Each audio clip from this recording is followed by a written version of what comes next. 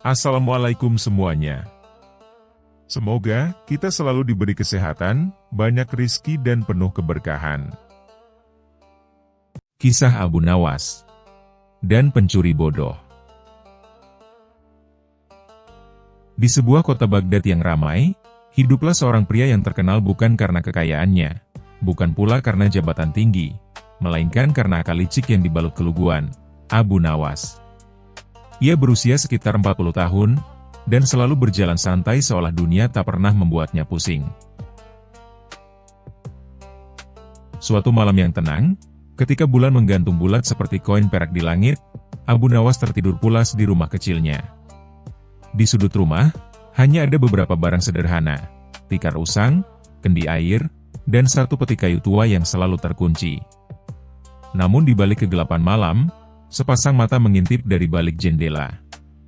Itulah Salim, seorang pencuri yang terkenal, bukan karena kepintarannya, tapi karena kebodohannya. Rumah kecil, sepi, pasti hartanya disembunyikan, gumam Salim sambil menggosok tangan. Kalau berhasil malam ini, aku pensiun jadi pencuri, atau minimal beli sandal baru. Dengan susah payah, Salim masuk lewat jendela dan mendarat tepat di atas kendi air. Perang! Astagfirullah, maksudku, Air tumpah, lantai basah, dan suara itu cukup keras untuk membangunkan orang mati, tapi tidak Abu Nawas. Salim menghela napas lega. Syukurlah dia tidur seperti batu nisan. Namun Salim tidak tahu satu hal penting, Abu Nawas sudah bangun sejak tadi dan pura-pura tidur. Dalam hati Abu Nawas tersenyum. Tamu malam. Sepertinya bukan tukang pos. Salim mulai menggeledah rumah, membuka lemari, memeriksa tikar, bahkan mengguncang bantal. Aneh, kok miskin sekali, keluhnya. Jangan-jangan hartanya di peti kayu itu. Salim mendekati peti kayu besar yang terkunci rapat. Ia berusaha membukanya dengan besi kecil, tapi gagal. Tiba-tiba Abu Nawas menguap keras. Siapa ya yang ribut-ribut malam begini? Salim membeku seperti patung pasir. Abu Nawas duduk perlahan, menatap lurus ke arah Salim. Wah, tamu ya? Maaf rumah saya berantakan. Tidak saya sangka malam-malam ada yang berkunjung. Salim gemetar. Aku cuma salah masuk rumah. Kalau salah masuk, biasanya keluar lagi, kata Abu Nawas sambil tersenyum. Tapi kamu malah mendekati peti saya. Salim menelan ludah. Peti itu, berat sekali. Isinya apa? Abu Nawas menghela napas panjang, seolah menyimpan rahasia besar. Isinya? Isinya emas paling berharga di Baghdad. Mata Salim berbinar. Emas?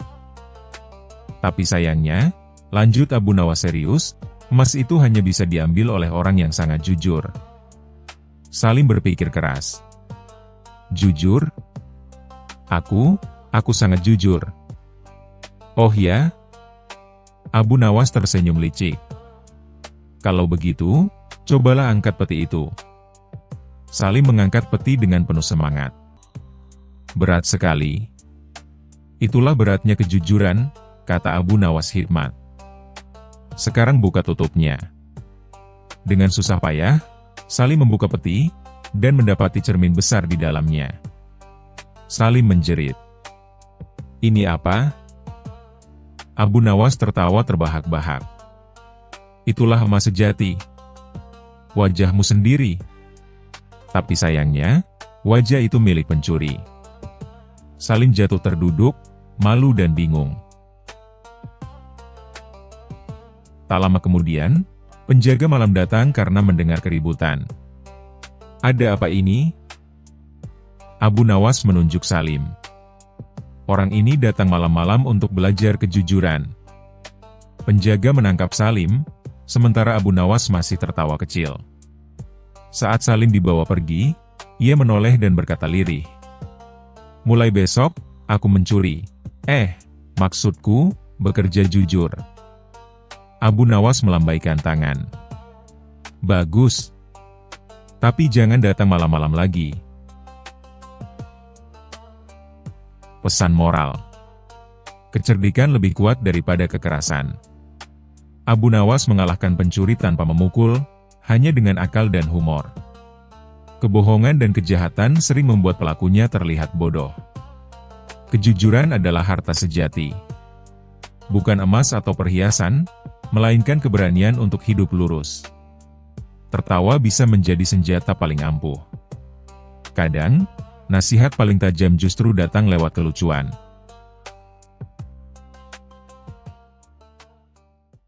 Kisah selanjutnya.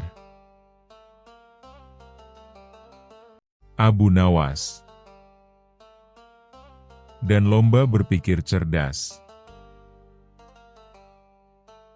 Pada suatu hari yang cerah di negeri Baghdad, Raja Harun al-Rashid sedang merasa bosan luar biasa.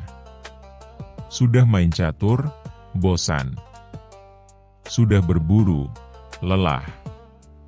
Sudah makan 7 piring, malah mengantuk.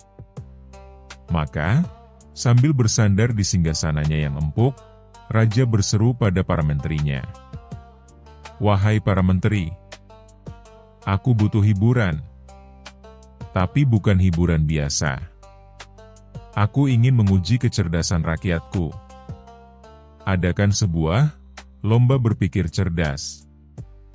Para menteri pun saling berpandangan. Lomba berpikir cerdas, tuanku? Benar, kata sang raja. Buatlah lomba di mana setiap peserta harus menunjukkan kecerdasannya lewat jawaban yang tak biasa, penuh akal, dan mengundang tawa. Seketika para menteri bekerja keras menyiapkan lomba itu. Selebaran ditempel di pasar-pasar, di pohon-pohon, bahkan di punggung unta, yang tentu saja untanya tidak paham apa-apa. Syaratnya, siapapun boleh ikut, asalkan bisa menjawab satu pertanyaan aneh dengan jawaban yang lebih aneh tapi cerdas. Tentu saja kabar itu sampai ke telinga Abu Nawas, si ahli akal yang terkenal di seantero negeri. Tapi, hari itu, Abu Nawas sedang bersantai sambil makan semangka. Lomba berpikir cerdas, gumamnya sambil menggigit semangka. Kalau terlalu serius, tak lucu. Kalau terlalu lucu, bisa-bisa dianggap gila. Harus pas. Dan benar saja, pada hari perlombaan, alun-alun istana dipenuhi rakyat. Para peserta dari berbagai kalangan maju satu persatu. Ada yang menjawab pertanyaan dengan pantun, dengan nyanyian, bahkan ada yang menjawab dengan menari-nari sambil bersajak, yang jurinya sampai bingung. Ini lomba berpikir atau audisi teater? Akhirnya tibalah giliran Abu Nawas. Ia berjalan santai ke tengah lapangan. Sorban putihnya berkibar tertiup angin, jubahnya berdebu sedikit karena tadi sempat tergelincir di warung bubur. Abu Nawas, seru sang raja, senang melihat wajah sahabat sekaligus pengocok otaknya ini.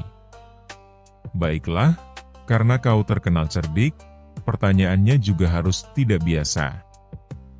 Raja pun tersenyum licik dan bertanya, wahai Abu Nawas, menurutmu, mana yang lebih penting, telur atau ayam? Semua penonton langsung hening.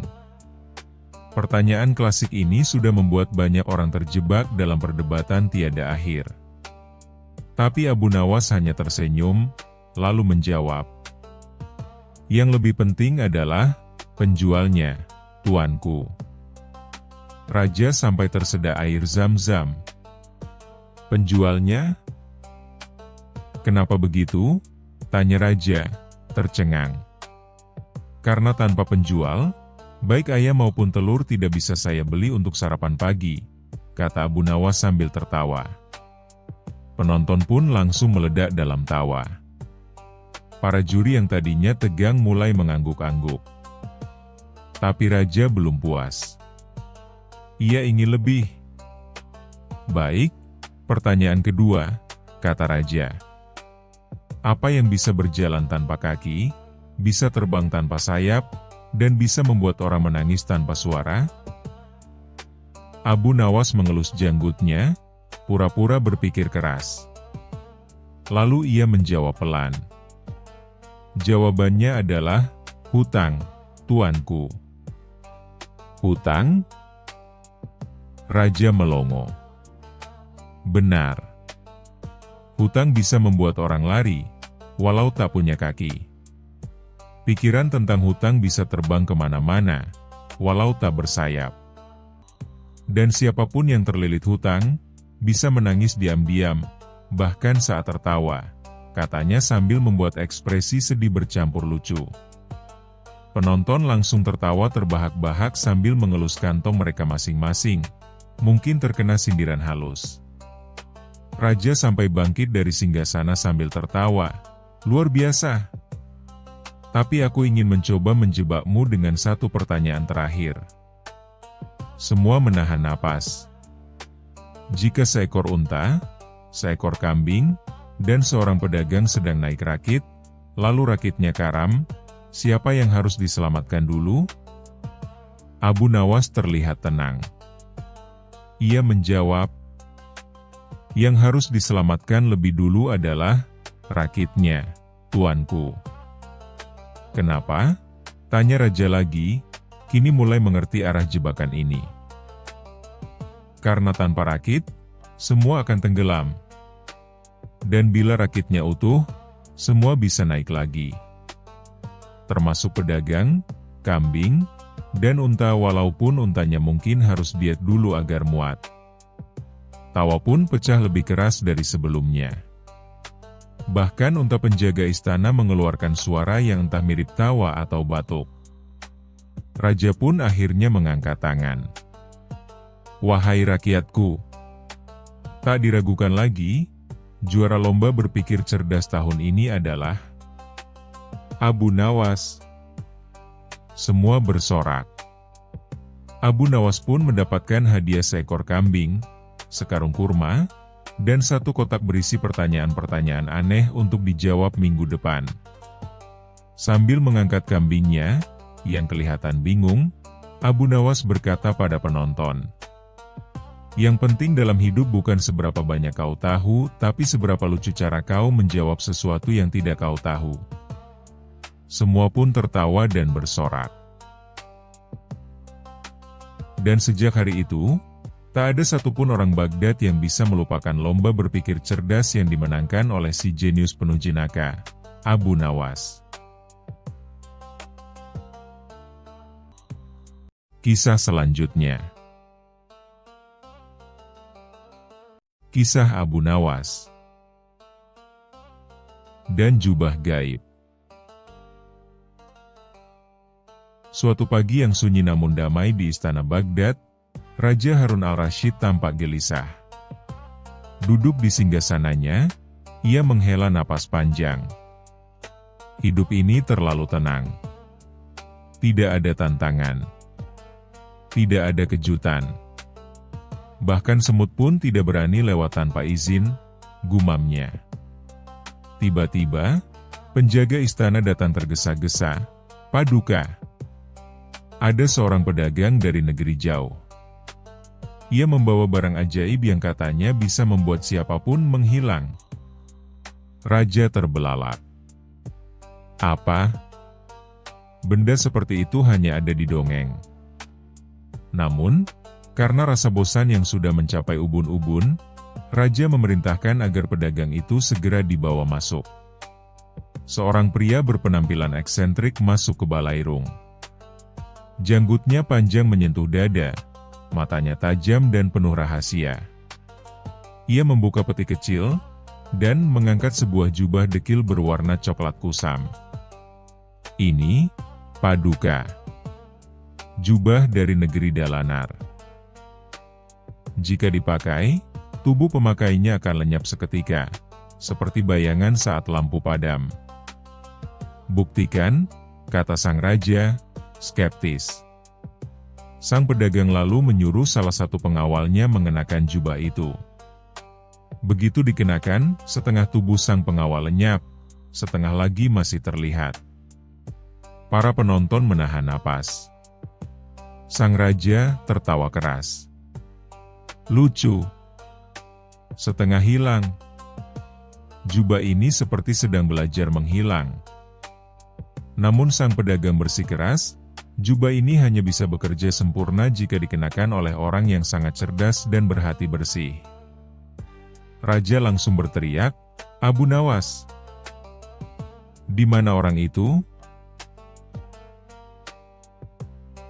Abu Nawas datang ke istana dengan wajah bingung dan rambut acak-acakan, karena ia baru saja bangun dari tidur siangnya yang kebablasan. Paduka memanggilku untuk sesuatu yang penting, atau hanya ingin menagih hutang lelucon? Tanya Abu Nawas santai. Raja tertawa, lalu menceritakan tentang jubah gaib. Abu Nawas, meski tampak malas, langsung tertarik. Ia tahu, jubah seperti ini bisa menjadi alat iseng yang luar biasa. Baiklah, Paduka.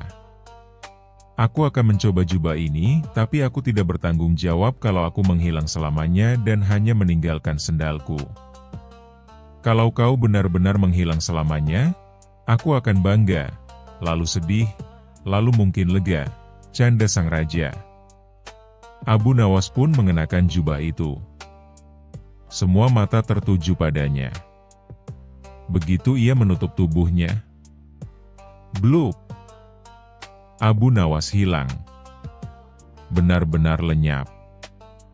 Semua diam. Hening.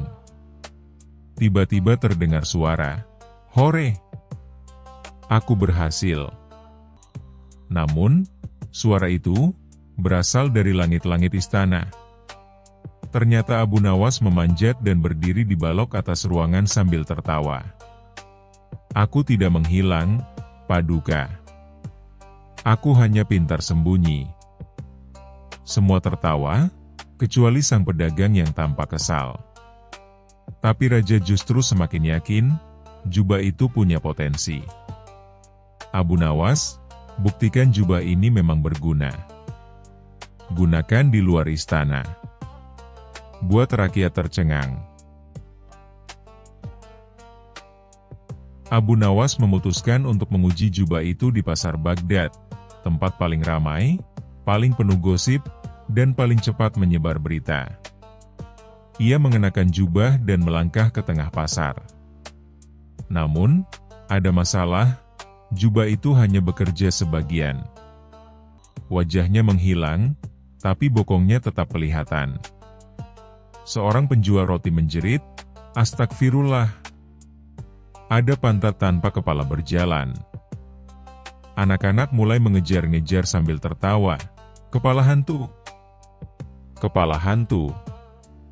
Abu Nawas panik dan berlari, tapi malah tersandung ember air dan menabrak gerobak ayam. Gubrak. Ayam beterbangan, jubah sobek, dan Abu Nawas tersangkut di keranjang telur. Para warga menatapnya dengan bingung. Ini jubah gaib, atau jubah sial? Kata salah satu nenek. Tak menyerah, Abu Nawas mencoba satu eksperimen lagi, mencuri kue favorit raja di dapur istana, untuk menguji kemampuan jubah dalam penyusupan. Kali ini, ia berhasil menghilang penuh, nyaris sempurna.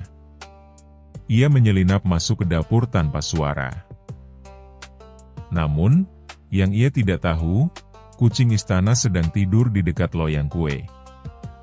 Begitu Abu Nawas membuka tutup panci, meong.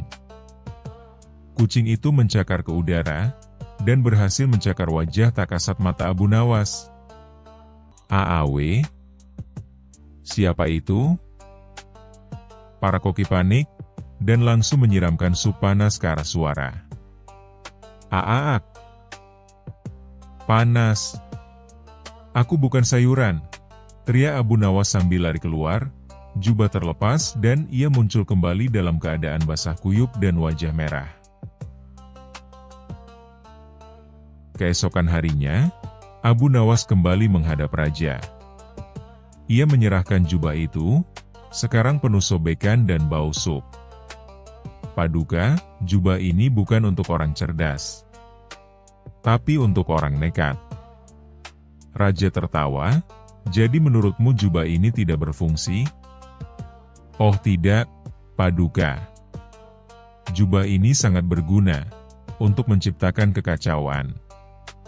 Pasar rusak, dapur kacau, dan aku trauma dengan kucing. Akhirnya sang raja memutuskan jubah itu tidak layak dipakai siapapun. Namun ia menyuruh pelayan menjadikannya tirai toilet kerajaan, dengan alasan, biar yang masuk ke sana juga bisa merasa hilang dari dunia sebentar. Abu Nawas pun pulang dengan senyum puas. Ia tak mendapatkan hadiah, tapi berhasil membuktikan satu hal penting. Keajaiban tidak selalu membawa kebaikan, terutama jika keajaibannya bau.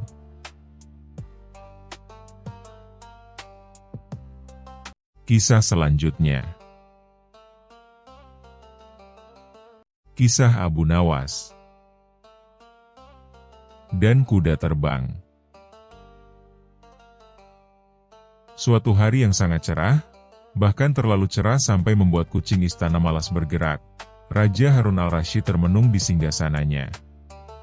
Ia sudah membaca buku, bermain catur, memberi makan burung merpati, bahkan menghitung ubin istana satu persatu, dan tetap merasa bosan. Aku sudah melakukan segalanya, gumamnya. Tapi hatiku hampa. Aku butuh sesuatu yang luar biasa, yang menakjubkan, yang belum pernah kulihat. Menteri-menterinya pun saling pandang, bingung. Salah satu menteri muda mengangkat tangan gemetar. Tuanku, bagaimana jika kita panggil Abu Nawas? Hah? Raja tertawa kecil. Si pengacau itu? HM. Baiklah. Setidaknya kalau aku tidak terhibur, aku bisa menjadikannya badut istana penuh waktu. Abu Nawas pun datang dengan wajah tenang seperti biasa. Ia berjalan pelan, memberi salam dengan senyum lebar. Abu Nawas, kata raja dengan nada serius, aku ingin naik. Kuda terbang. Kuda terbang, tuanku. Abu Nawas nyaris tersedak ludah sendiri. Ya, kuda yang bisa membawa manusia melayang di langit Baghdad. Kau harus mendatangkannya dalam 3 hari.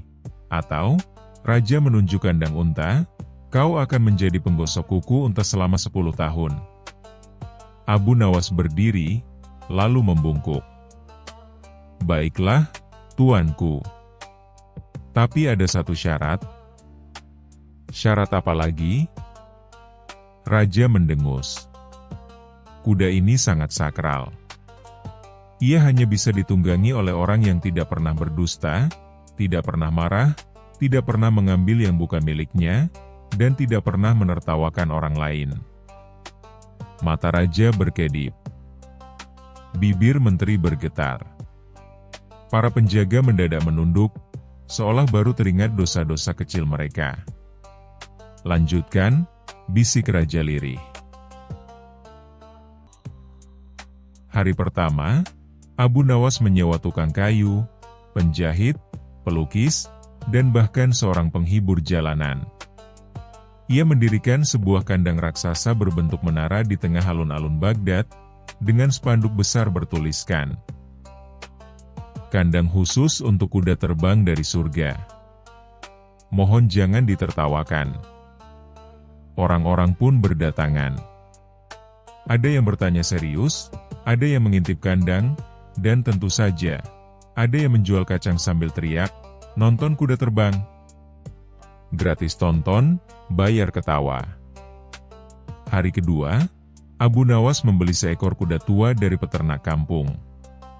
Kudanya sudah lebih sering duduk dari berdiri, dan menguap lebih banyak dari yang mengunyah rumput. Lalu, Abu Nawas menyewa penjahit untuk menjahit 2 sayap raksasa dari bulu ayam yang dilempakai lem Arab.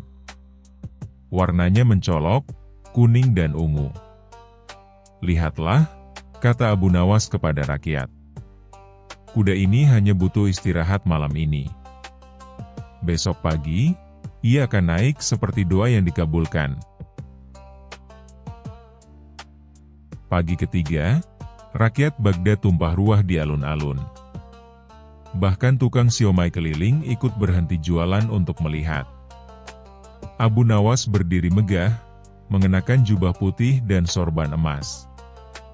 Ia memegang tongkat kayu yang diukir. "Kuda ini," serunya, "hanya akan terbang jika ditunggangi oleh orang suci. Maka, aku akan mencobanya terlebih dahulu." Ia menaiki si kuda tua.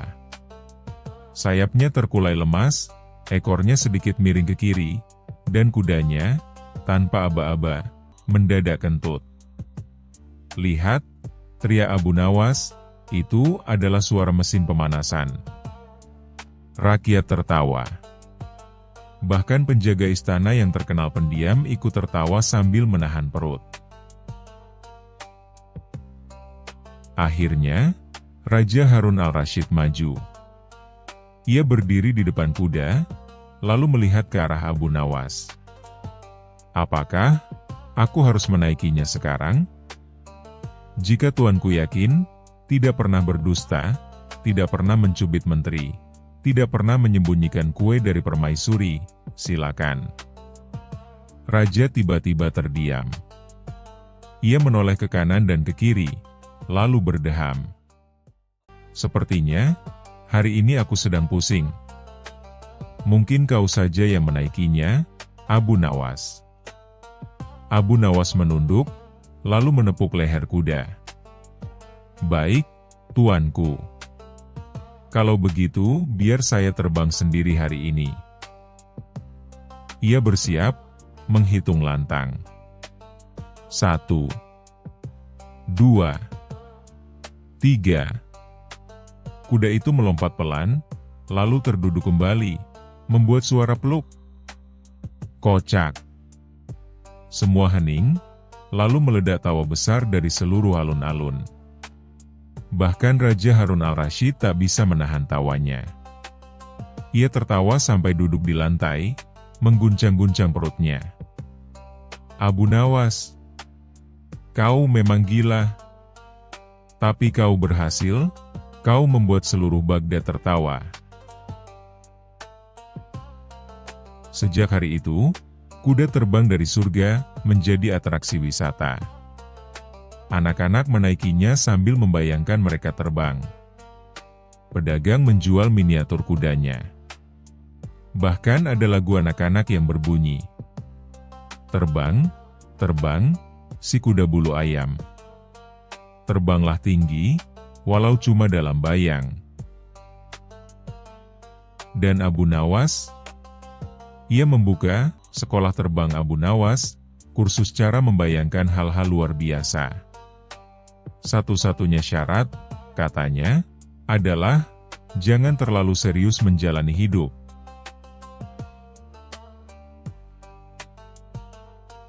Kisah selanjutnya. Kisah Abu Nawas dan gelas ajaib. Di negeri Baghdad yang selalu ramai dengan hiruk-pikuk pasar, kelakar para pedagang, dan intrik para bangsawan, muncul lagi kisah kocak sang pujangga yang licik sekaligus cerdas, Abu Nawas.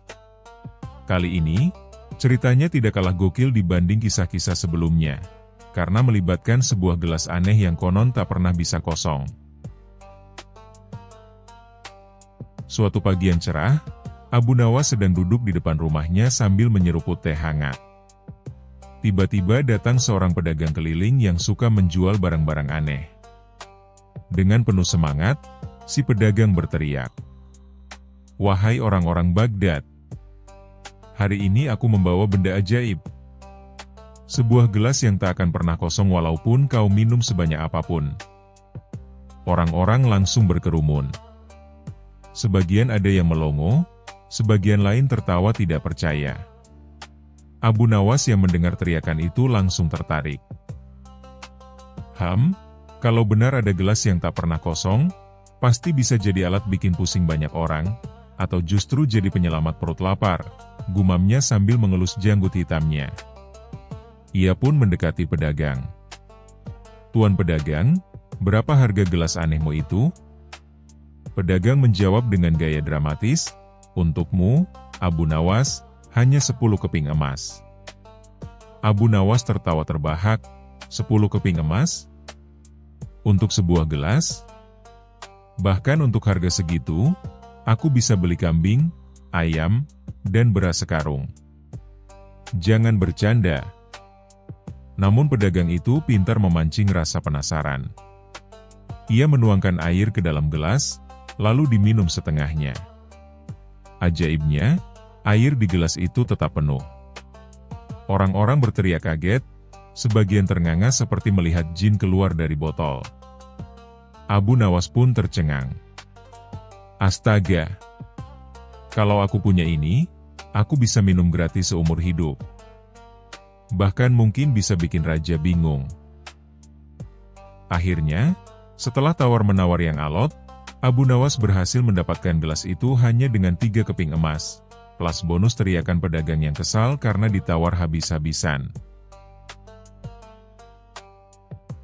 Malam itu, Abu Nawas mencoba gelas itu sendiri di rumah. Ia menuangkan teh, lalu diminum. Benar saja, air teh itu tidak pernah habis. Ia minum, dan tetap penuh. Abu Nawas senang, tapi juga bingung. "Kalau begini terus, aku bisa mabuk teh," katanya sambil memegang perut. Ia lalu berpikir, daripada aku yang pusing sendiri, lebih baik aku pakai gelas ini untuk mengerjai orang lain. Dan, siapa lagi target yang paling seru kalau bukan Baginda Raja Harun al-Rasyid? Keesokan harinya, Abu Nawas datang ke istana membawa gelas itu. Ia menghadap raja sambil membawa senyum misterius. "Wahai Baginda," kata Abu Nawas, "aku membawa hadiah luar biasa untukmu. Sebuah gelas yang tak pernah kosong." Raja Harun al-Rasyid langsung tertarik. "Apa maksudmu, Abu Nawas?" Abu Nawas dengan gaya dramatis menuangkan air ke gelas itu. Ia minum setengahnya di hadapan raja. "Ajaib! Air tetap penuh." Raja melotot. "Subhanallah! Gelas ini benar-benar ajaib." Para menteri ikut terkagum-kagum. Tapi raja yang terkenal jahil itu punya sifat ingin mencoba sendiri. Maka ia pun mengambil gelas tersebut dan meminumnya. Minum sekali, masih penuh. Minum lagi, masih penuh. Minum lagi, tetap penuh. Raja terus minum, sampai perutnya mulai kembung. Para menteri bingung, antara mau menolong atau tertawa. "Abu Nawas," teriak raja dengan wajah merah. "Kenapa gelas ini tidak habis-habis? Aku sudah minum 7 kali. Abu Nawas dengan wajah polos menjawab, "Baginda, bukankah itu yang Baginda inginkan? Minum sepuasnya tanpa takut kehabisan." Semua orang di istana tertawa terbahak, sementara raja mulai menyesal karena perutnya terasa seperti balon yang siap meledak. Masalah belum selesai. Karena penasaran, para menteri juga ingin mencoba. Mereka berebut gelas itu. Ada yang minum sekali, 2 kali, 3 kali, hingga akhirnya seluruh istana jadi sibuk minum air tanpa henti. Para pengawal ikut mencoba, para pelayan pun penasaran. Akhirnya, suasana istana yang biasanya hikmat berubah menjadi pasar malam minum air gratis. Saking banyaknya yang minum, sebagian besar menteri bolak-balik ke toilet. Bahkan ada satu menteri yang jatuh terduduk sambil berteriak, "Tolong hentikan! Perutku banjir!" Raja yang melihat kekacauan itu jadi marah. "Abu Nawas, Apa maksudmu membawa benda ini ke istanaku? Abu Nawas tersenyum licik. Baginda, bukankah ini bukti bahwa sesuatu yang berlebihan itu tidak selalu menyenangkan? Bahkan minum air sekalipun, kalau tak ada habisnya, justru menyiksa. Raja terdiam. Menteri-menteri terbatuk-batuk sambil mengangguk, setuju meski dalam keadaan perut penuh. Akhirnya, Raja memutuskan menyimpan gelas itu di ruang penyimpanan istana, sebagai pengingat agar tidak serakah dan tidak selalu ingin sesuatu yang berlebihan. Abu Nawas, kata Raja, kau memang selalu membuatku pusing. Tapi aku akui, ada benarnya kata-katamu. Sesuatu yang terlalu banyak bisa jadi masalah besar. Abu Nawas hanya tersenyum sambil membungkuk. Betul, Baginda. Bahkan tertawa pun kalau terlalu lama, bisa bikin perut sakit. Mendengar itu, semua yang hadir langsung tertawa lagi. Dan kali ini lebih sakit perutnya karena benar-benar kebanyakan minum dan kebanyakan tertawa. Dari kisah ini, kita belajar bahwa sesuatu yang berlebihan tidak selalu membawa kebahagiaan. Kecerdikan bisa mengalahkan kemarahan. Dan tentu saja, jangan pernah minum dari gelas Abu Nawas kalau tak siap bolak-balik ke toilet.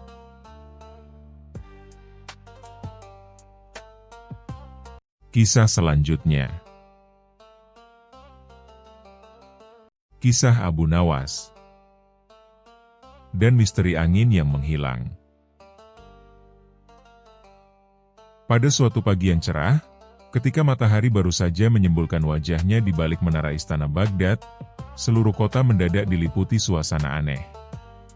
Biasanya, angin sepau-sepai selalu berhembus dari arah sungai Tigris, membuat orang-orang merasa sejuk meskipun terik matahari sudah mulai panas. Tetapi hari itu, semua berbeda. Angin seolah-olah berhenti. Tidak ada satu helai pun daun bergerak. Debu di jalanan pun seakan membatu di tempatnya. Bayangkan, bendera kerajaan yang biasanya berkibar gagah di menara istana, kini menggantung lunglai, tak bergerak sedikit pun. Penduduk pun mulai panik. Ya ampun! Kemana angin pergi? Teriak seorang ibu yang sedang menjemur pakaian, namun kainnya hanya diam tak berkibar. Aku tidak bisa bernafas lega tanpa angin, keluh seorang pedagang ikan asin, yang tokonya kini bau amis bukan main karena udara tidak bergerak. Aku bahkan tidak bisa meniup serulingku. Suaranya jadi aneh, protes seorang penggembala. Berita hilangnya angin pun sampai ke telinga Raja Harun al-Rasyid. Sang Raja mendengus kesal. Bagaimana mungkin angin bisa hilang? Ini sangat mencurigakan. Jangan-jangan ada yang mencurinya. Para menteri saling pandang. Salah satu menteri yang sok pintar berkata, "Tuanku, mungkin jin-jin nakal yang mencuri angin dari negeri kita."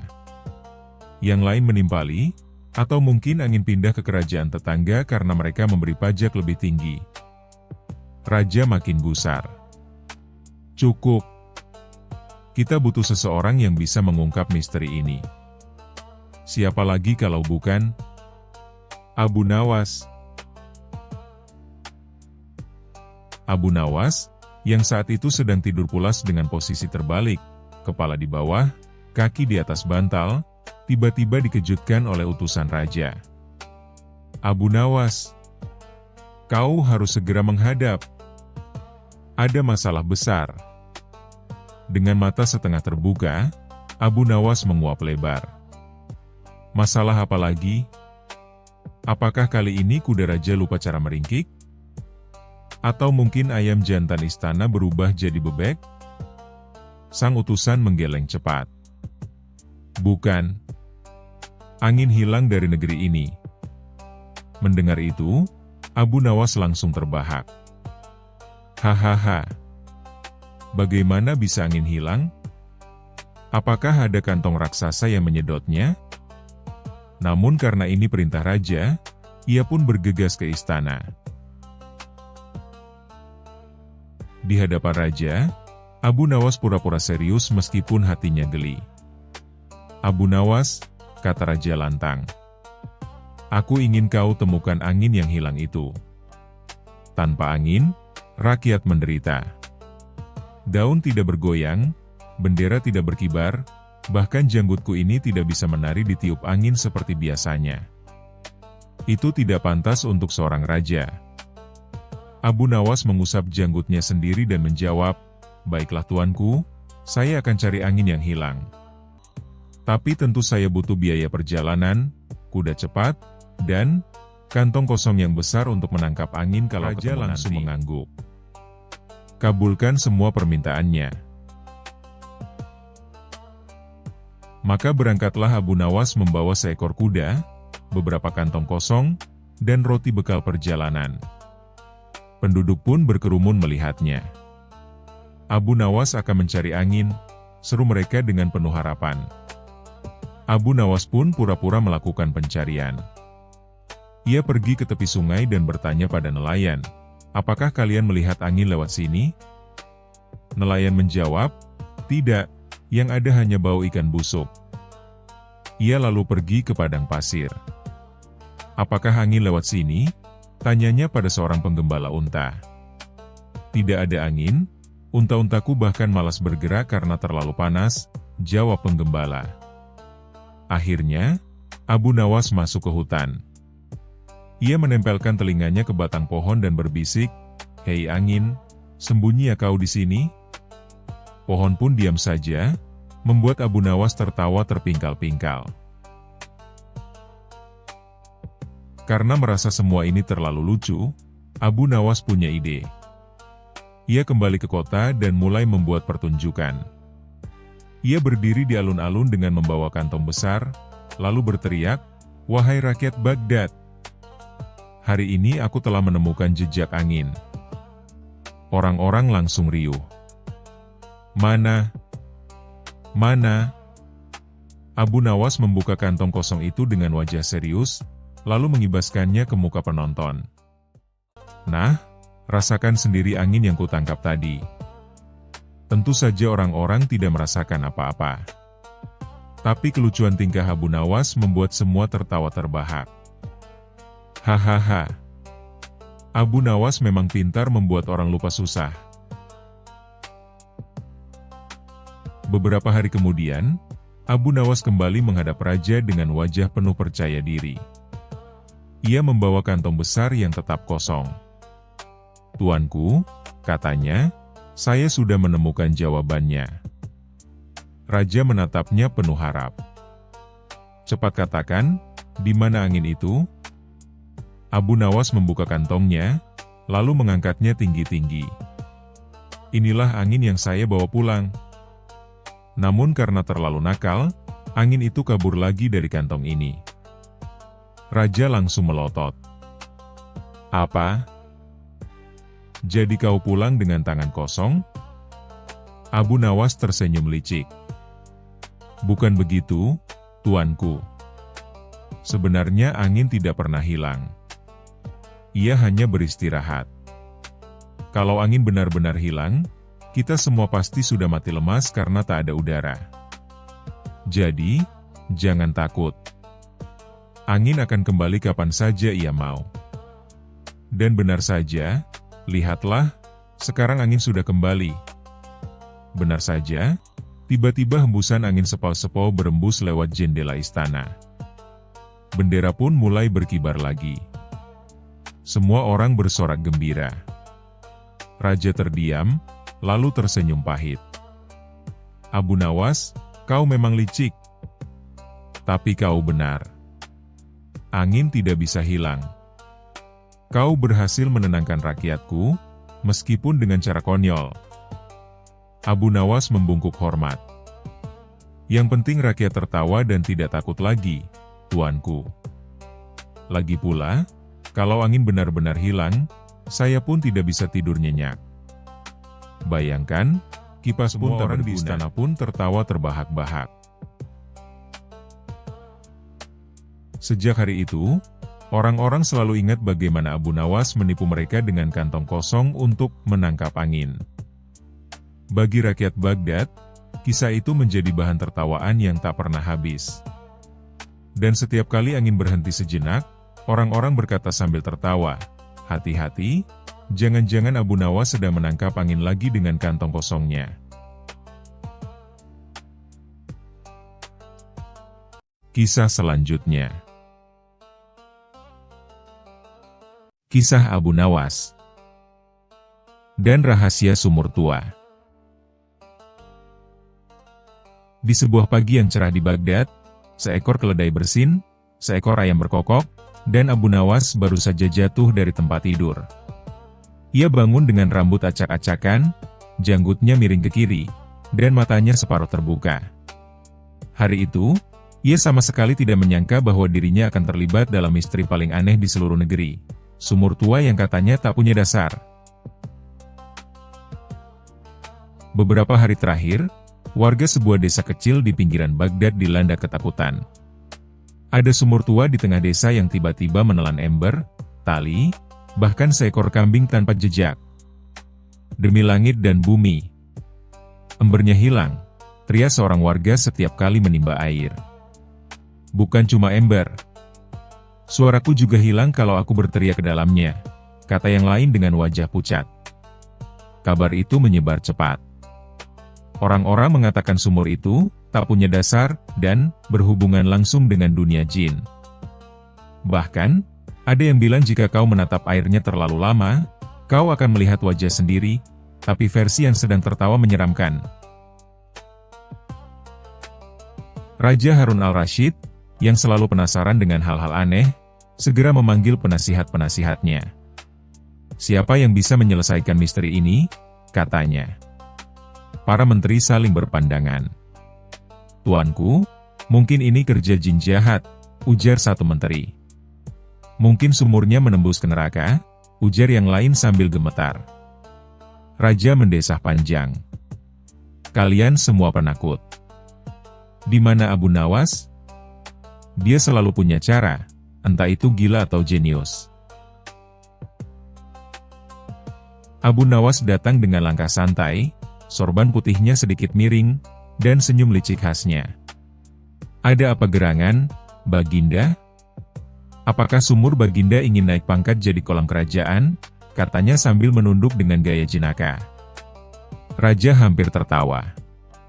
"Abu Nawas, rakyatku ketakutan karena sumur yang katanya tak punya dasar. Aku ingin kau selidiki. Tapi ingat, jangan sampai kau ikut hilang di dalamnya." Abu Nawas mengelus janggutnya. "Baiklah, Baginda. Tapi jika aku menemukan jawabannya, tolong beri aku hadiah yang tidak punya dasar juga." Raja tertawa keras. "Kau memang tak punya malu, Abu Nawas. Tapi aku janji, kalau kau berhasil, aku akan memberimu hadiah besar." Abu Nawas berangkat ke desa bersama 2 pengawal dan seekor keledai. Ketika sampai, para warga berkerumun di sekitar sumur tua itu. Sumur itu tampak biasa, tapi udara di sekitarnya terasa dingin, dan gema suara aneh terdengar setiap kali seseorang berteriak ke dalamnya. "Siapa di dalam sana, Aa?" teriak warga. Suara itu menjawab, "Sana Aa." Orang-orang langsung menjerit ketakutan. Tapi Abu Nawas malah tertawa. "Ha! Kalau ini dunia jin, setidaknya mereka sopan menjawab." Ia berjongkok dan menatap ke dalam sumur. Dalam sekali. Gelap sekali. Dan benar saja, kalau dijatuhkan batu, tak terdengar bunyi jatuh sama sekali. Ini menarik," gumamnya. Malamnya, Abu Nawas meminta bantuan warga. Ia mengikat seutas tali panjang ke pinggangnya dan memberi ujungnya kepada pengawal. "Kalau aku berteriak, 'Tarik, tarik aku sekuat tenaga,' katanya." "Apa yang akan kau lakukan, Abu Nawas?" tanya warga cemas. "Aku akan turun ke perut bumi, atau mungkin ke dapurnya jin," jawabnya dengan senyum lebar. Ia pun turun perlahan. 10 langkah, 20 langkah, 100 langkah, masih belum sampai dasar. Udara makin lembab, dan suara tetesan air menggema aneh. Tiba-tiba, biur. Abu Nawas terperosok ke dalam air. "Tarik aku." "Tarik," teriaknya sambil berkecipak. Begitu sampai di atas, tubuhnya basah kuyup dari ujung sorban sampai ujung sandal. Semua warga menatapnya penuh tanya. "Bagaimana, Abu Nawas? Kau bertemu jin?" "Tidak," katanya sambil menggigil. "Tapi aku hampir jadi lauknya ikan sumur."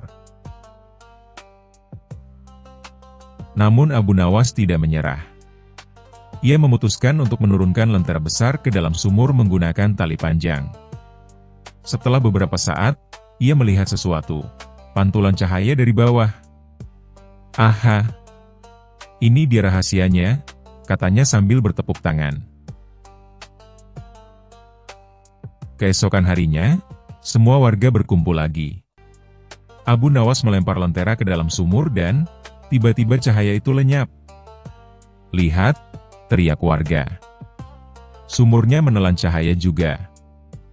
Abu Nawas tersenyum licik. "Tidak, itu bukan ditelan. Itu ditelan oleh gua di bawah tanah." Dengan bantuan warga, ia menurunkan tangga bambu dan turun kembali, kali ini lebih hati-hati. Setelah beberapa menit, ia menemukan celah besar di dinding sumur. Ternyata sumur itu menembus ke sebuah gua bawah tanah yang luas, berisi air jernih dan gema suara. Ketika seseorang berteriak di atas, gema dari gua itu membuat suaranya seolah menghilang. Dan karena air di bawah sangat dalam, benda apapun yang jatuh akan mengapung jauh di dalam gua dan tak terlihat lagi dari atas. Jadi bukan jin, bukan kutukan, hanya sumur yang sombong karena punya ruang bawah tanah, kata Abu Nawas sambil tertawa. Abu Nawas pun kembali ke istana dan menceritakan semuanya. Raja tertawa terbahak-bahak sampai air matanya keluar. "Jadi rakyatku takut pada gua bawah tanah? Wah, kalau begitu aku juga takut tertawa kebanyakan. Lalu hadiahku, Baginda?" tanya Abu Nawas dengan wajah serius. Raja tersenyum jahil. "Tentu. Karena sumurnya tak punya dasar, maka aku akan memberimu pundi uang yang tak punya dasar." Abu Nawas menatap pundi itu. Isinya kosong. "Ah, jadi begini rasanya punya harta seperti sumur itu," katanya sambil menghela napas. Raja dan seluruh istana meledak dalam tawa. Dan sejak hari itu, sumur tua itu diberi nama, Sumur Tak Berdasar Abu Nawas, sementara Abu Nawas sendiri diberi julukan baru oleh rakyat, si penyelam dunia jin yang tak jadi jin. Kadang yang tampak menyeramkan hanya butuh sedikit keberanian dan akal cerdik untuk terlihat konyol. Dan kalau kau menatap sumur terlalu lama, hati-hati, kau bisa melihat wajah Abu Nawas tertawa balik padamu. Kisah selanjutnya. Kisah Abu Nawas dan Batu Ajaib.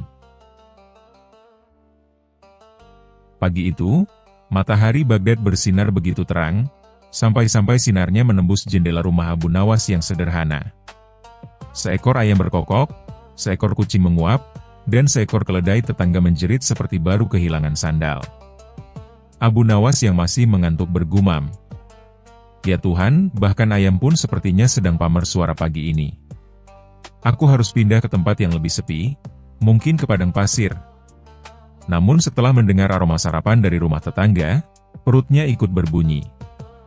Dengan langkah malas, ia bangun, mengenakan jubah putihnya, menata sorban, dan berkata pada dirinya sendiri, "Baiklah, kalau tak ada makanan di rumah, paling tidak ada ide di pasar." Ketika Abu Nawas tiba di pasar Baghdad yang ramai, ia mendengar teriakan unik. "Batu ajaib! Batu ajaib yang bisa berubah warna sesuai suasana hati pemiliknya. Jangan lewatkan. Hanya 50 keping perak." Abu Nawas langsung berhenti. Ia mengelus janggut hitamnya sambil menatap sumber suara. Seorang pedagang tua dengan jubah hijau lusuh sedang memegang batu mengkilap berwarna ungu. Di belakangnya, Orang-orang berdiri penasaran. Wah, batu yang bisa berubah warna, gumam Abu Nawas. Kalau bisa berubah jadi roti, baru aku tertarik. Ia mendekat dan bertanya.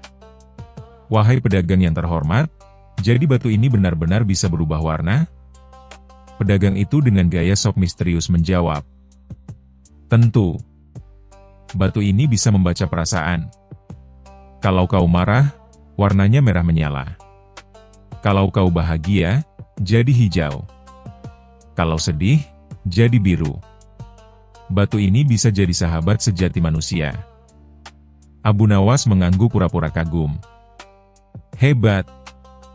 Tapi, aku ingin memastikan dulu. Boleh aku uji coba sedikit?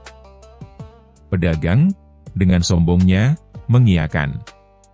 Silakan, tapi hati-hati, batu ini sensitif. Abu Nawas mengambil batu itu dan memandanginya lama. Warnanya ungu ya? Mungkin dia sedang jatuh cinta, katanya pura-pura serius. Orang-orang tertawa kecil. Tiba-tiba, Abu Nawas menjatuhkan batu itu ke tanah dan menghentakkan kakinya keras-keras. Aku ingin tahu, apakah sekarang dia marah? Katanya santai. Pedagang itu melotot. Hei! Jangan diinjak. Itu batu mahal. Abu Nawas menjawab dengan tenang, kalau batu ini benar-benar hidup dan bisa berubah warna, tentu dia akan bereaksi, bukan? Tapi lihatlah, dia tetap diam, warnanya pun tidak berubah. Mungkin batu ini sedang menahan emosi ya? Tawa meledak dari para penonton pasar. Pedagang itu panik.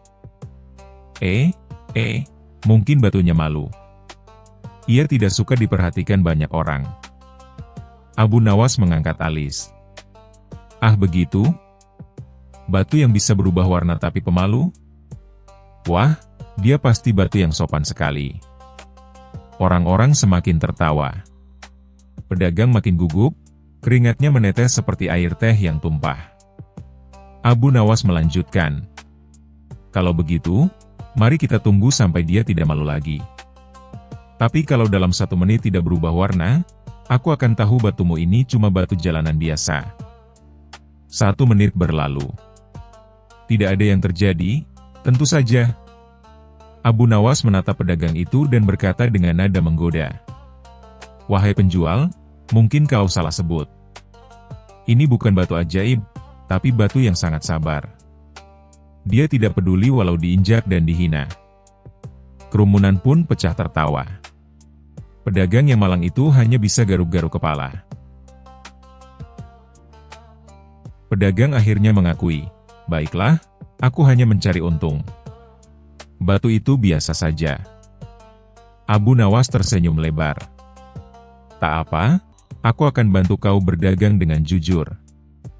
Ia lalu mengambil batu lain dari tanah, menyerahkannya pada pedagang, dan berkata, Nah, jual batu ini. Namanya, batu jujur. Ia tidak berubah warna, tapi setidaknya tidak bohong. Kerumunan meledak dalam tawa.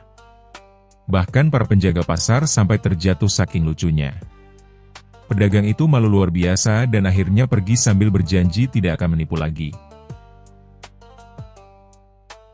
Keesokan harinya, kabar tentang batu ajaib Abu Nawas sampai ke telinga Raja Harun al-Rasyid.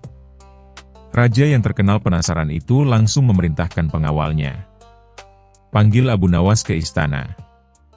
Aku ingin melihat batu yang katanya bisa membaca hati manusia itu. Beberapa jam kemudian, Abu Nawas datang dengan wajah tenang. Salam hormat, tuanku. Ada apa memanggil hamba yang sederhana ini? Raja tersenyum lebar. Kudengar kau punya batu ajaib yang bisa berubah warna sesuai kejujuran seseorang. Benarkah? Abu Nawas mengangguk. Ia membuka kantong dan mengeluarkan batu. Benar, tuanku. Batu ini bisa berubah warna, tapi hanya di hadapan orang yang jujur. Raja yang penasaran langsung mengambil batu itu. Ia menatapnya lama. Namun, batu itu tidak berubah sedikit pun. Raja mengernyit. Kenapa tidak berubah warna, Abu Nawas? Abu Nawas menjawab dengan wajah serius namun licik. Ah, mungkin batunya sedang bingung, tuanku. Ia jarang bertemu orang yang benar-benar jujur. Ruangan istana mendadak hening sejenak, lalu raja tertawa terbahak-bahak sampai kursinya bergoyang. Kau memang luar biasa, Abu Nawas. Mulutmu tajam tapi menggelitik. Aku senang. Beberapa hari kemudian, raja menghadiahkan Abu Nawas sekantong uang emas. Namun, bukannya menyimpannya, Abu Nawas malah membeli banyak batu dari sungai dan menulisinya dengan cat warna-warni. Anak-anak di Baghdad pun datang ke rumahnya. Abu Nawas, batu apa itu? Abu Nawas menjawab, ini batu kebahagiaan. Kalau kalian berbuat baik, batu ini akan tetap berwarna indah. Tapi kalau kalian nakal, warnanya akan pudar. Anak-anak pun jadi semangat berbuat baik, meski sebenarnya, warna batunya tidak berubah sama sekali. Namun Abu Nawas tersenyum dan berkata dalam hati, kadang, kebohongan kecil bisa jadi kebaikan besar, asalkan niatnya untuk mengajar kebenaran. Pesan moral. Kecerdikan yang dipakai untuk kebaikan bisa mengalahkan 1000 kebohongan. Kejujuran adalah batu paling berharga di dunia. Tidak bisa berubah warna, tapi bisa mengubah hati.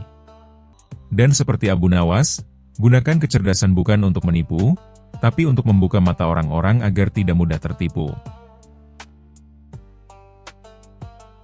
Terima kasih sudah menonton. Jangan lupa like dan subscribe. Semoga keberkahan selalu dianugerahkan kepada kita semua. Wassalamualaikum.